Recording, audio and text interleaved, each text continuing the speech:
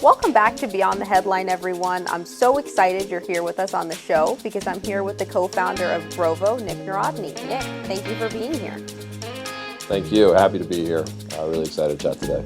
I want to start out with Grovo's award-winning culture because, as I was just telling you, whenever I see a list highlighting companies with great culture, I scroll through to find you guys. And I know it's something you guys have worked incredibly hard at. Can you introduce us to what life is like at Grovo? Yeah, I mean, when we first started the company in 2010, I think that culture was one of the focus points of all of our conversations, and we were really deliberate about it as it evolved. Because obviously, starting a company in a apartment with 3 people is very different from our current office of 200. But throughout that time, there's really been 2 pieces that have been central to that culture. One is our list of values, and I think most companies have a value list at this point. But the biggest difference in our values is that we've chosen values that are typically not found together. And the best example of that is one of our values is discipline, and the other is playfulness. And so it's actually quite hard to find somebody that is really disciplined, but also knows when appropriate to be playful. And by having those almost opposing values, it helps us find a really unique type of person. Okay, so that's one, and we're always looking for those when we're interviewing people because that's where it all starts. And then 2 is what we call our standard of performance. Our standard of performance is a list of behaviors. We didn't make this up. We originally started the idea from Bill Walsh of the San Francisco 49ers. And the standard of performance is a list of behaviors that we ask people to live into. And it's a list that's almost impossible to attain, but it's something that we hold very near and dear to our hearts. And it really keeps the behavioral level of the organization consistent. I'm really glad you mentioned the standard of performance because one of the ways you guys have described it is that don't get crazy with victory. You're going to have a lot of record-setting moments, but also don't get crazy and dysfunctional with loss, particularly with loss. How have you created an environment where, I'm a team member, I make a mistake, I'm going to get right back up and just charge through the next one? Yeah, well, so much of that comes down to the core of what teams are founded on. And you have to have trust in all levels of teams. Okay, so whether it's at the management level or it's at the team level, you need a certain bind of trust for any of those types of failures to be accepted and for people to not get too crazy in failure. And what that trust does is it promotes that everyone is doing the best for the company and oftentimes not in it for themselves. And the reason people are able to pick themselves up so quickly, I think, oftentimes is because it's all about the team goal. And there's always that team goal to strive for and that you're always contributing to. And that is always is something that's going to continue to be there because you're not the only one working on it. And then when it comes to the success, which is a similar mindset, everyone's working towards one big goal. You guys had an incredible year last year. As you're assembling now for the first couple days of 2016, what are you talking about to never let that success become stagnant, to think even bigger for the future? Yeah, it's really setting the goalposts and making sure that those goalposts are a good stressful, successful measure of the future. We're fortunate enough to be in an industry, B2B SaaS, that has seen success before, and so there's examples of what success looks like. And so there's actually something to hold ourselves to based on trajectory. And so we oftentimes will look at those kind of external benchmarks and compare them to how we're looking internally, both from an org perspective and a work perspective, and then set those goals so that we're continuing to strive for the top of the mountain and win. Can you give us an example, whether it's past or present, of an external force that you've looked to? Yeah, sure. I mean, most investors at this point are doing surveys of SaaS companies that will give you all types of benchmarks from the makeup of an executive team, to the makeup of a sales team, to really understanding the dynamics of an org at different points in a revenue trajectory. Also, SaaS metrics are arguably the most important thing that we look at by stage. Typically, the mile markers of stage are round raised, so Series B, and understanding those mile markers and how we compare in the SaaS world is really important to us. I want to spend a couple of minutes now really talking about your department at Grovo, which you guys go by the Forest. Mm-hmm. And before we even dive into that, why is it important that your team has a name? It's funny. It was the end of May, 2014, and the group is engineering, product design, and data. And so much of the company needs to refer to or work with that group together. It's not like they're working in silos all the time. It's not like they're totally separate departments. So constantly we are hearing people say product eng, or product eng design. And one of the things that we needed to do is have the team come together because they were always working on very close, if not the exact same goals and priorities. And so at an offsite, we actually had a mini competition for who could come up with the best name for the team. And so every member of the team had to present a name, why it was relevant, and then a gang symbol so that you could recognize the other person in a dark alley. And the Forest one, there were some other ones that were way more aggressive, like Gods of Thunder, that didn't. That's a shame. Yeah. The Forest one, and it works so much because the forest feeds the learning ecosystem. You don't want to miss the forest for the trees. There's so many ways in which it works, and the team has really embraced it. And now, when you deploy your first line of code, you get a Smokey the Bear sticker. When someone goes above and beyond, you get a little hatchet sticker. So you have computers filled with hatchet stickers. When you win a hackathon, you get a Smokey the Bear bobblehead. And the Forest has really flourished in just 9 short months. And the gang symbol is waving your arms, right? Yeah, it's going like this. So like if I walked in, would that be happening at any point in time? Yeah, whenever we welcome someone new, we give them the Forest wave. We're not supposed to call it a gang symbol anymore, but That's I just strange. did twice. That's okay. It's okay. We won't tell anyone. When it comes to those small things, I have a friend, Brittany at ZinePack, who's also in New York, and she was saying, we have these things in our culture, and on the outside, they really don't seem relevant. But on the inside, they're really everything, because that's what makes their team at ZinePack, your team at Grovo special and feel like home. Yep. How have you seen your culture change as the team's gotten bigger and they can rely on those Grovo-esque traditions to, keep the heart of the company beating? We don't think of it as change. We actually think of it as the evolution of the culture. And it's changed a lot. Like I said before, just like the root makeup of it has changed significantly. But one of the ways that we're able to take everyone new along for the ride is consistency. And consistency manifests itself in a couple of different ways. One, every 2 weeks we have something called a kitchen sink. And a kitchen sink is run by Jeff, our CEO.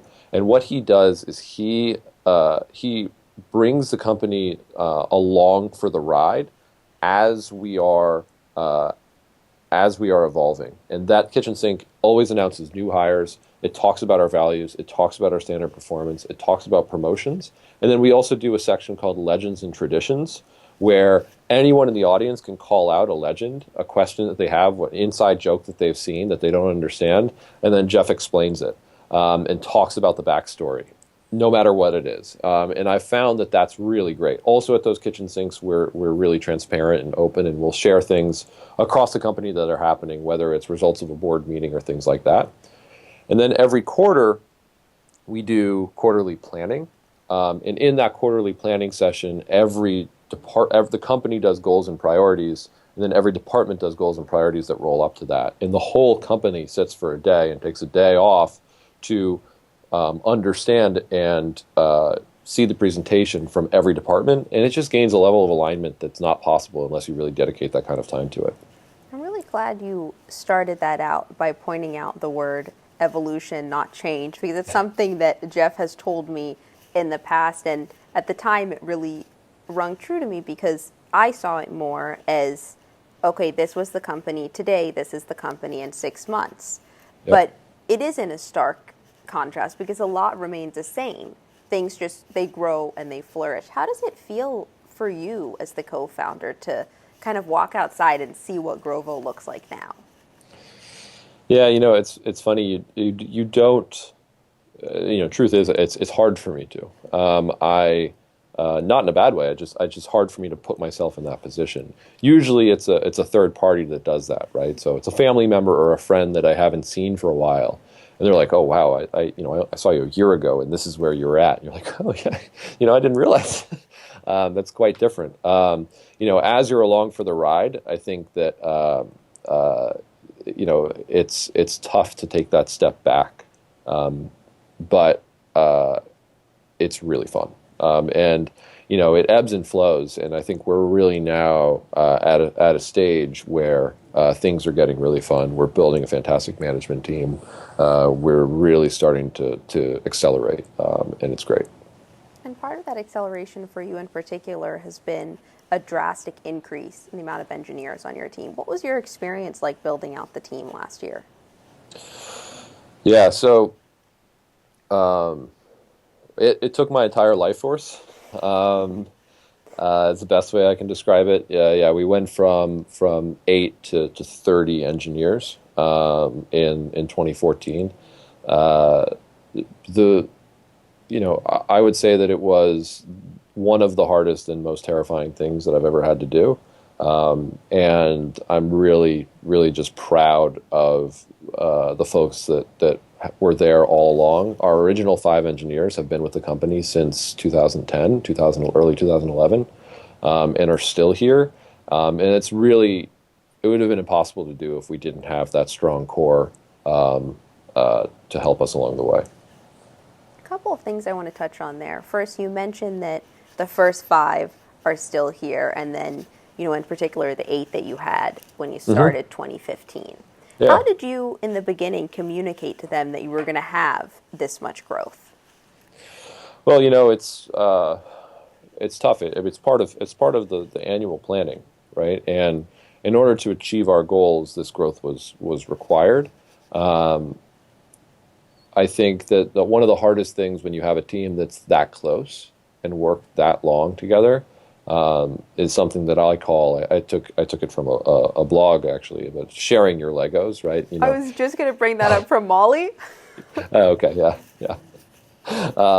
And so it's this idea that we had an engineer that ran all of DevOps, all of data, all of being an SRE, all of our systems, all of our IT, and now he's on one Grove working on a specific part of the product, and he's loving it and excelling at it. But it takes some time and some massaging to break free from the feeling that you're not doing a good enough job, and that's why you no longer are being asked to do it. It's just the scale is different, right? There's that, and then there's also, my friend JJ was just telling me about this hero mode, and that leaders really need to avoid that. So let's say that I was in charge of a specific part of engineering, someone comes in and they take half of that. There's always going to be this part of me in the beginning that's like, maybe you shouldn't do it that way, or this is how I've done it, why don't you try it? How do you help people, and even yourself now, avoid hero mode? Yeah, it's really hard. It's also really hard to not be. It's really defensive is usually the first reaction that people have in those situations. Honest, direct feedback, willingness to have conflict, and then making sure that the focus and the objective is the team and not personal gain on either side. And if you have that, assuming you have reasonable people, the outcome is usually positive. I've gone through that, over 10 times just at Grovo. Does it get easier, or is it just different every time? Yeah, absolutely. Absolutely. That fact, being comfortable with that is one of the primary elements of my definition of business maturity now. Because the people that are the best at that are generally the best managers and are generally the best teammates. So I love when people are really comfortable having a healthy debate around those types of topics. I'm glad you brought that up because when I first started doing interviews, someone said that they encourage debate and Hmm.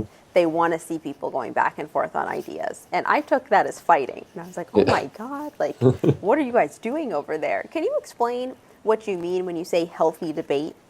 Yeah, until I manage a large engineering team, I didn't realize how valuable healthy debate is. In engineering, we call it strong opinions loosely held. Again, didn't make that up. But it's this idea that everyone needs to be willing to bring any idea that they're passionate about to the team or to their team or any size team, and be willing to be totally wrong and then give it up. And all of that comes out through if you have alignment on what the team's goals are, and if you have trust on the team and the ability to have healthy debate, healthy conflict. There's a lot of management books that talk about this, but seeing it in action has really made it ring true for me. Whether you're trying to decide the right approach to a certain market in marketing, you're trying to figure out the best way to do customer interviews or the level of abstraction engineering. All of those, the only way they're going to work with the team instead of pockets of individuals is if you have the ability to have healthy conflict. And within that healthy conflict, or even just the idea that if I'm on the team and I have an idea, whether or not it's the idea we're going to go with, I can Hmm. bring it up and the team's going to listen to me. What do Yep. you find or have you found in your experience is the best way to give direct, candid feedback? Tailor it. I don't think that there's a fix-all or a cure-all. Generally, it just needs to be direct and candid. But having a bit of perspective of when that feedback needs to be given is really important. And as long as you don't make it personal ever, it's really great. I think, yeah, I mean, there's some times where that feedback is right out in the open, in front of the group, and there's sometimes when it's like, listen, like to talk about something after, whether it's positive or negative.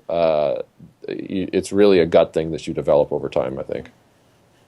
I like thinking about it as something you develop because when I first had to give feedback, I would have avoided it at any cost. And Hmm. you really have to see it. This was another great one in first round that if someone is that you really care about is not on the right trajectory, it's your moral obligation to help and tell them, hey, why don't we try it this way? One of the things that's actually relatively low risk that I've done a bit with new managers is if you're interviewing somebody that's not going to get the job or not going to get the position, is to force them to give them the feedback of why they're not going to get the position in the interview, because that person's not working for you. The feedback's going to be really valuable to them. And it's really hard to do. You just met the person. So I found that that's actually an okay testing ground for really getting your chops on giving direct face-to-face feedback. I think it's a great one, and I love that it's something that you're adamant about helping your managers grow because I recently started thinking about, what is life like being the manager of the managers? How does that Yeah. feel? You know, it evolves like most things, but I'm learning, and I don't think I'm ever going to stop learning that one. Every person is different, and as markets evolve, and as operational pieces evolve, management will continue to evolve. I think that one of the biggest things that we realize now, and a lot of this I've learned from Jeff, who's been really a great coach on this subject, is that giving your managers the right context and the right guardrails to make decisions on their own is critical. Okay, and the way that we think about it is really think about those in terms of outcomes that you're trying to drive for the team, and then also behaviors that you're trying to drive. And thinking about those two things, sometimes separate and sometimes together, helps empowers the managers to create better individual contributors. And when you're thinking, broadly about the team, not just the managers or senior leadership, and you consider autonomy. It's another one. When I first heard that someone has an autonomous culture, I thought, okay, everyone comes and does, I guess, exactly what they want. And I learned it's very much not that. It really is driven by outcomes, like you were saying. What does autonomous culture mean to you? Yeah, so before I get into that, I think it might be valuable to understand exactly how we're organized on the product engineering side, because that's really, I think, where we've tried to maximize autonomy, at least on the teams that I manage, because they're the largest. And so we're in a pure matrix structure. Are you familiar with matrix structures of teams, No, working I would teams? love to learn. Yeah. So the what that means is that there's managers across the top. So, given an example of engineering, you have infrastructure, front end, back end engineering, and then IT, and data engineering, and then you have working groups that cut across. So think of it as columns and rows. So the people that you work with are not the people that report to the same manager. So you work with, so our working teams, we call them groves, and each working team is a PM, at least 3 engineers, a UX designer, and then depending on the need, a data engineer or an SRE. And each one of those groves is working on a large objective. We have 5 groves. They're each working on a large objective and trying to drive towards that objective. And so what that allows you to do is it allows you to create autonomy in a couple of different ways. First and foremost, because that grove is only ever working with each other, they're allowed a lot more flexibility than if they're working with a much larger team on a day-to-day basis. So we give them autonomy of actually who they work with. So if they don't want to be on a certain grove, they can change. Every 3 months, we give the option. Only one person has actually ever changed. And then the second is what you work on. So together as a group with the product manager and with the engineers, they will choose actually what they need to work on to drive that objective, right? So if that objective is metric-based, move this metric by X%, they can actually pick out, based on all of the things that they know, what they should do next. And then the last piece is autonomy of when you work. And we've done this with something called core hours, where you set a block of hours when the whole team is going to be in the office together at the same time. And outside of that, you can work flexible locations. And it makes it really great for folks with families and things like that too. I'm glad you mentioned the, really driving towards an outcome, and the goal is to achieve an outcome. Because I started learning that you want to repeat your values and your goals and why you're here again and again and again. Why is that so important? I mean, you get what you measure, right? And so I think that making goals really outcome driven and repeating them are 2 different things. So the repeating of it is just showing that you actually are measuring this, that we actually are driving towards this, and that helps you helps you move towards them. By making them outcome oriented, you can actually check them off. It's clear if you did them or if you didn't. Whereas if they aren't outcome oriented, like for example, make our culture better, could be a goal, not one that we would write, but it could be one that someone writes. There's no way to measure that. I mean, not that I know of. So, Nick, I could talk to you for hours about all of this because I love the way you guys run your team, but I know you have to go.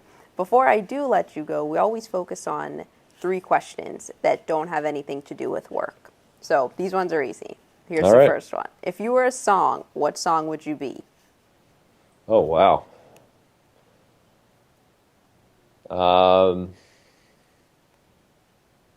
If I was a song, it would probably be something from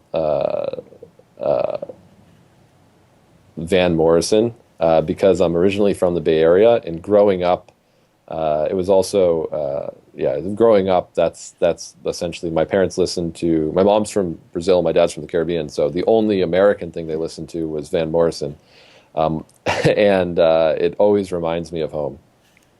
I love it. Question 2. If I told you right now there was a time machine outside the office and you could get in, where would you teleport back to? I would love to see, and this is terrifying, but I would love to see George Washington in action. I would teleport to his side and be like really dirty and smelly back then. But yeah. I've never gotten that one. I like it. Last one, Nick. What's one question that you've always wanted to be asked, but nobody has ever asked you?